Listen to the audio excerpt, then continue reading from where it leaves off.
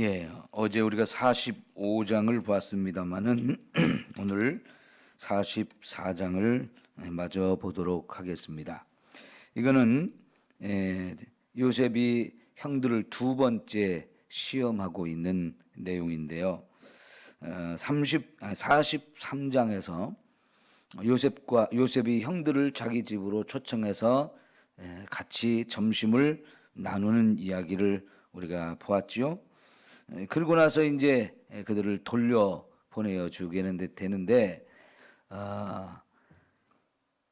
자루에 또 양식을 넣어주고 양식 값으로 가진 돈도 집어 넣어놓고 특별히 은잔 하나를 요셉의 막내 동생 자기 동생 베냐민의 자루에 넣게 해서 보내게 됩니다.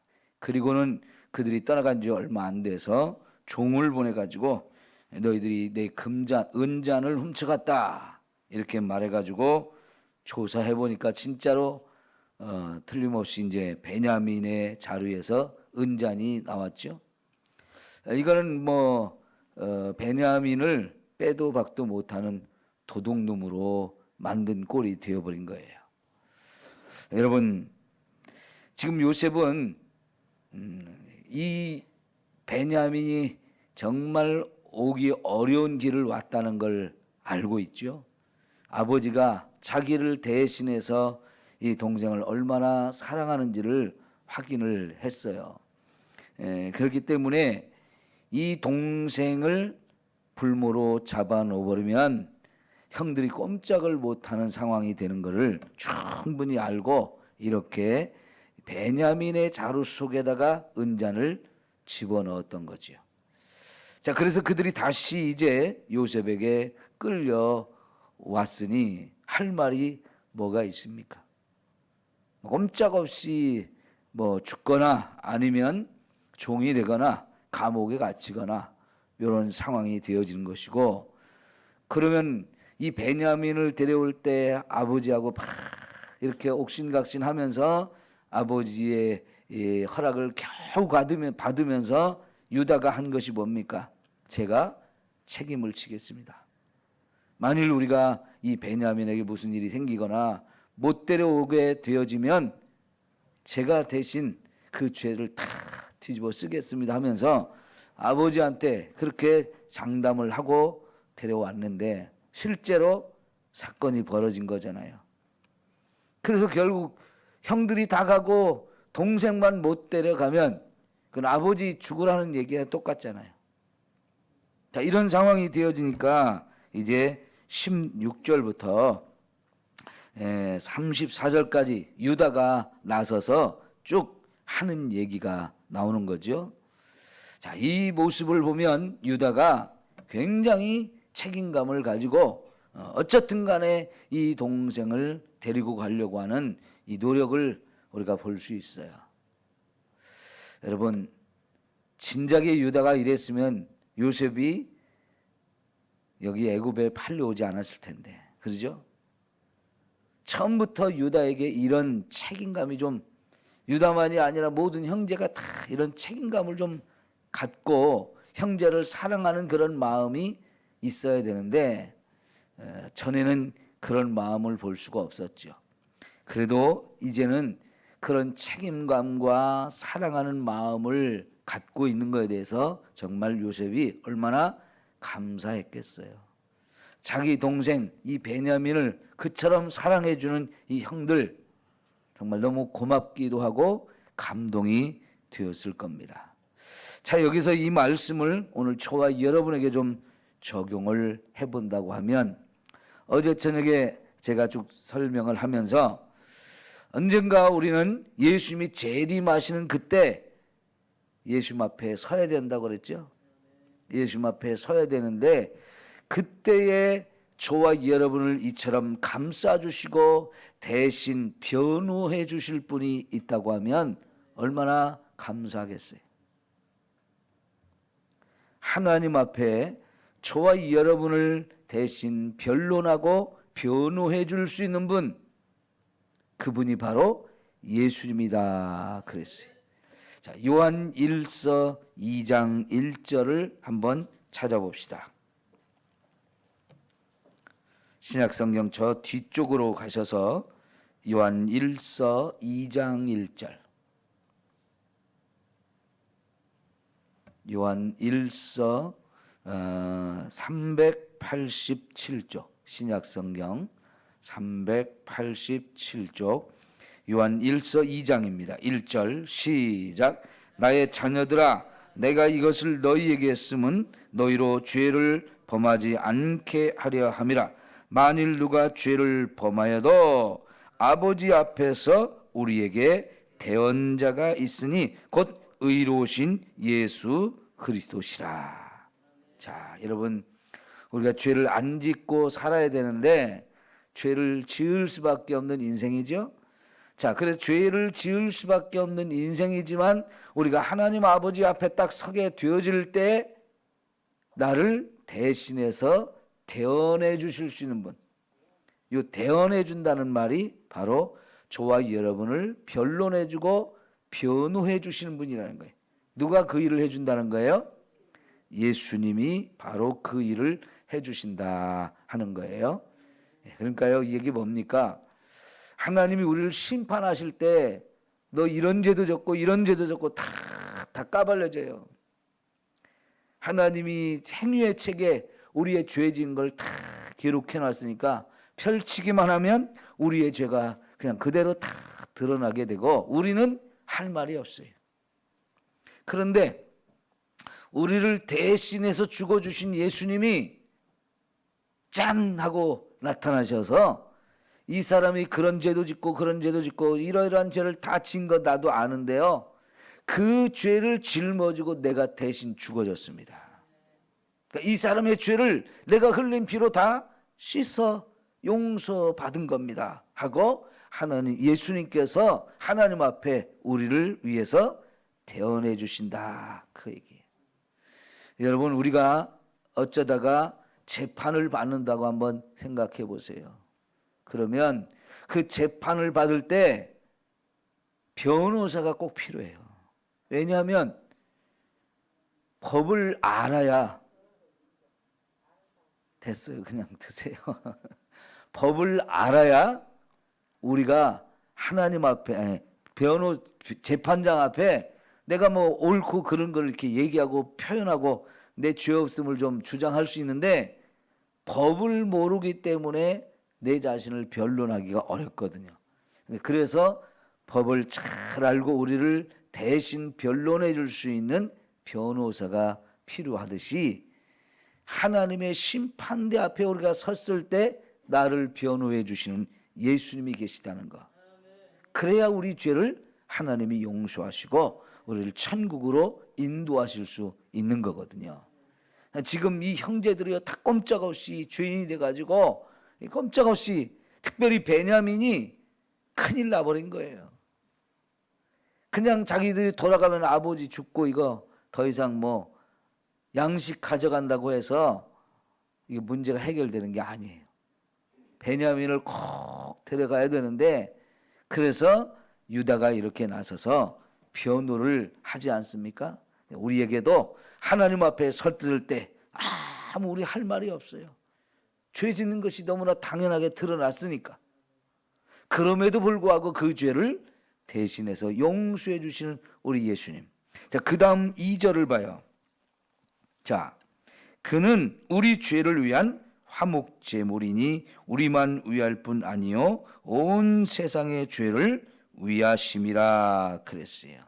그러니까 1절에서는 예수님이 우리의 변호사가 되어준다고 그랬고 2절은 예수님이 우리를 위한 화목제물이 되어주신다.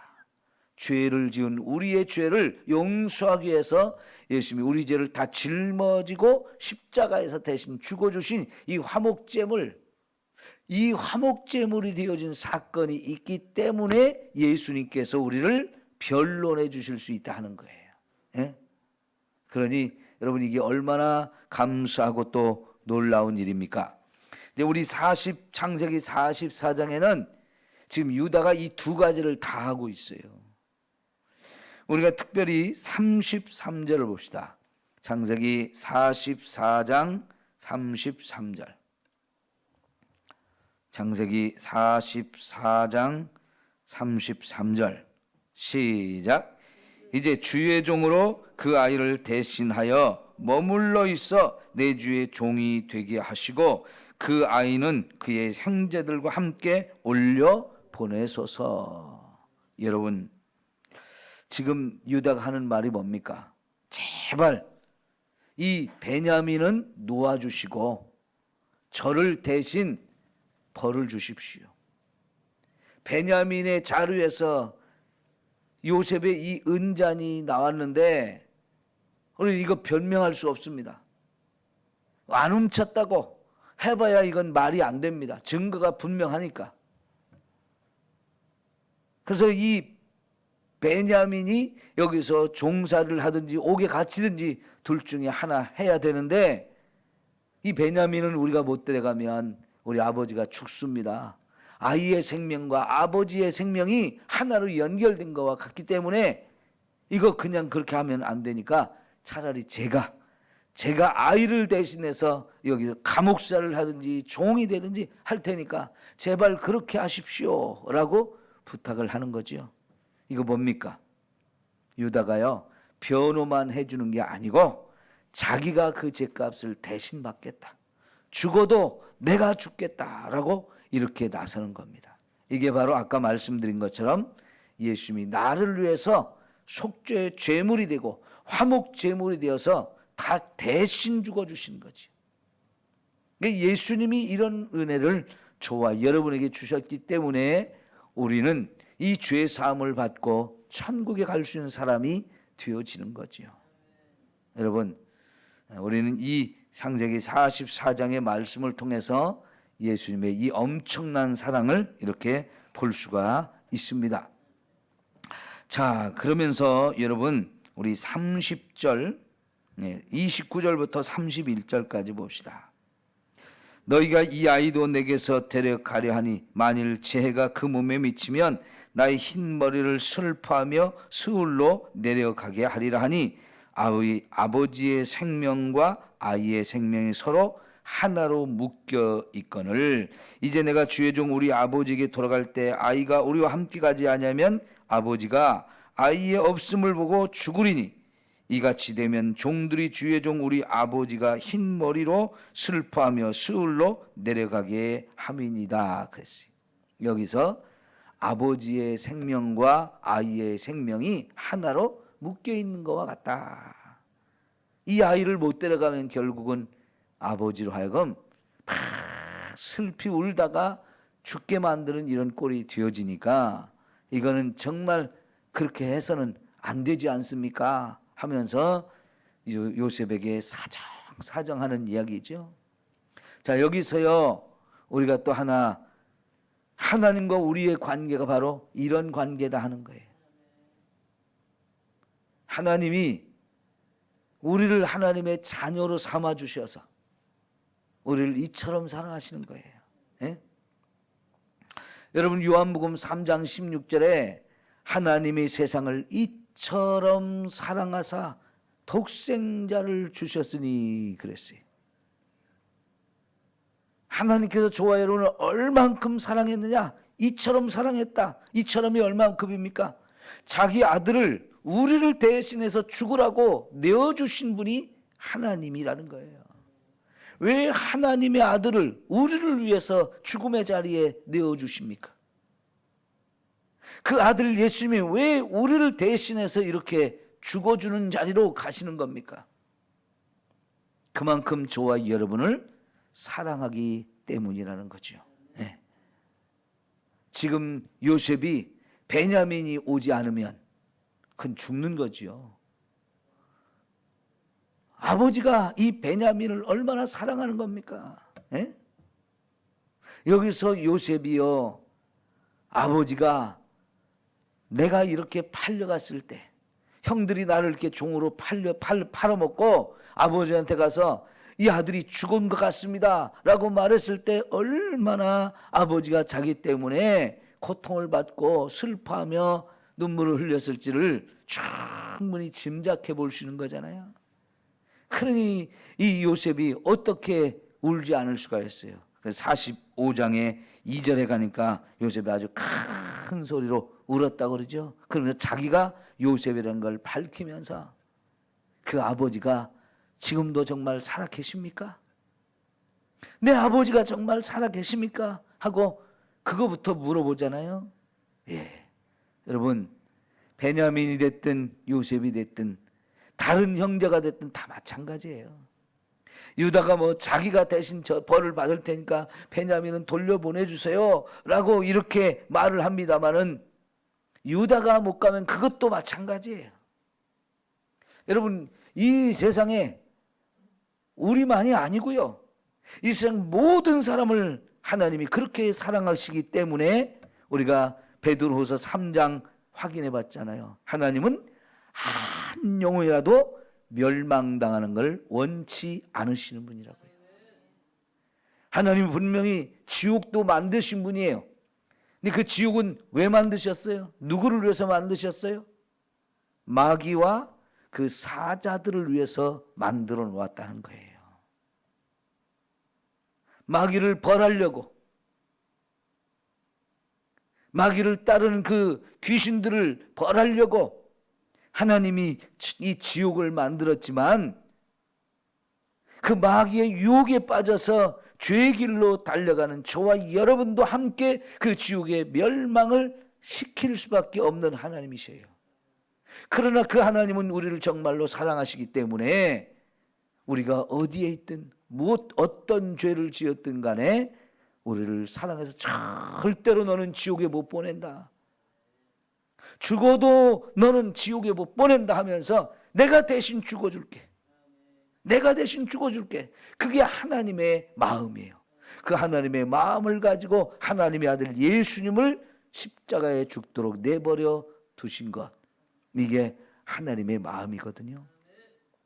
여러분, 예수님이 십자가에 죽으시면서 7마디 말씀 중에 첫 마디가 뭐였습니까? 나의 하나님, 나의 하나님, 어찌하여 나를 버리십니까? 하면서 정말 이 죽음이, 이 십자가의 고통이 너무너무 고통스럽기 때문에 절규하신 거예요. 하나님, 나한테 너무 힘듭니다. 왜 나를 이렇게 버리십니까? 왜 나를 이렇게 죽도록 내버려 두십니까? 이 고통 가운데 있는데 나 좀 살려주면 안 돼요? 나 좀 여기서 좀 구원하시면 안 돼요? 라고 하면서 절규하는 거잖아요. 그런데 여러분, 그런 예수님, 이 절규하는 부르짖음을 들으시면서도 하나님 아버지께서 어떻게 하셨어요? 돌아서서 마치 안 들은 것처럼, 보지 않은 것처럼 그냥 예수님을 죽게 내버려 두셨잖아요. 그때 하나님 아버지의 마음이 어땠을까요? 정말 하나님 아버지의 마음은 찢어지는 고통이 있었을 거예요. 근데 왜 그 고통을 참으십니까? 그렇게 하지 않으면 저와 여러분을 살릴 방법이 없기 때문에 그래요. 저와 여러분이 지옥에서 고통받는 것을 영원히 보셔야 되기 때문에 그런 거예요.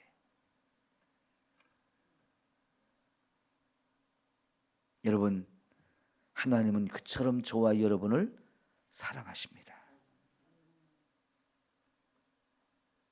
이 엄청난 하나님의 사랑을 우리가 자꾸 잊어버리고요, 하나님 아버지의 마음을 외면하고 자꾸 죄의 길로 달려가요.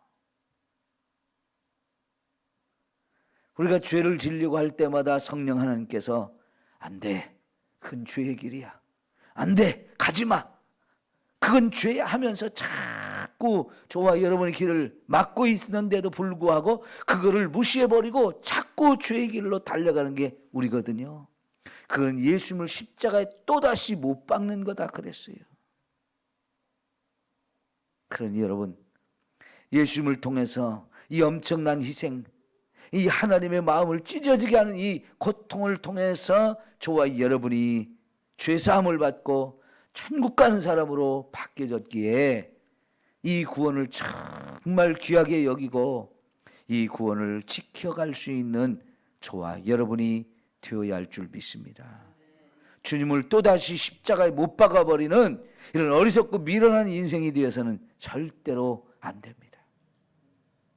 우리 믿음으로 삽시다. 죄 짓는 길 가지 않도록, 죄를 지으면 또 바로 회개해서 우리 죄를 씻음받고 거룩한 모습으로 살아가야 할 것입니다. 기도합니다.